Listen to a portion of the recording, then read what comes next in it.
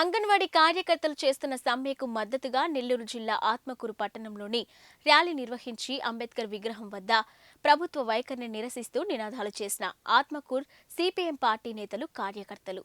ఇక వీరికి మద్దతుగా ఐద్వా మరియు పలు ప్రజా సంఘాల నేతలు హాజరయ్యారు.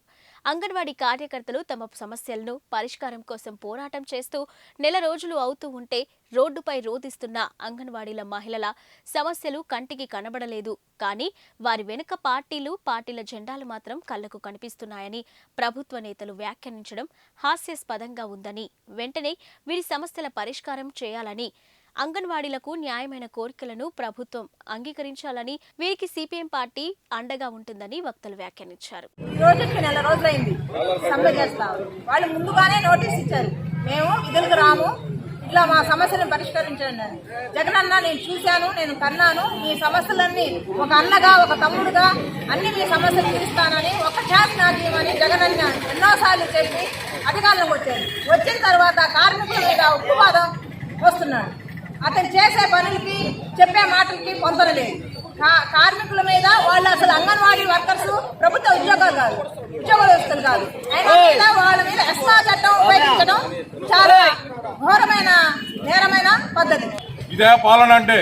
ఈ పాలన కోసం నువ్వు పాదయాత్ర చేసి అంగన్వాడీ రాయాల మీద అక్క చెల్లెలు అని చెప్పి ముద్దులు పెడుతూ మురిపాలు చూపిస్తూ నేను అధికారంలో వస్తే మీ అందరి ఈ రాష్ట్ర సస్యశ్యామలకు పరిపాలిస్తాను, ఒక్కసారి అవకాశం ఇవ్వని చెప్పేసి చాలా జాగ్రత్తగా బుద్ధి చెప్పావు అందరికి కూడా అని చెప్పి సందర్భంగా తెలుపుకుంటూ, రాబోయే రోజుల్లో ఇదే విధంగా నీ విధానాన్ని కొనసాగిస్తే సిపిఎం పార్టీ మార్క్సిస్ట్ తరఫున నిత్యం ఆందోళన చేస్తాము అని చెప్పి తెలుపుకుంటూ, అంగన్వాడీ కార్యకర్తలకు హామీ ఇస్తున్నాం కమ్యూనిస్ట్ పార్టీ తరఫున. ఎర్ర జెండా ఉన్న రోజులు ఈ ఎస్మా చట్టాలు కాదు, ఏ చట్టాలు కూడా మీ జోలికి రావు అని చెప్పి చెప్పుకుంటూ, మీకు అండగా నీడగా ఎర్ర జెండా ఎల్లప్పుడూ ఉంటుందని చెప్పుకుంటూ సెలవు తీసుకుంటాను. 1 లక్ష మంది మహిళలు మొత్తం రాష్ట్రమంతా రాత్రింబొగులు ధర్నా చేస్తుంటే నేరుగా నా అక్క చెల్లెళ్ళు అని చెప్పేటువంటి జగన్మోహన్ రెడ్డి వాళ్ళతో మాట్లాడకపోవడం చాలా సిగ్గైన విషయం.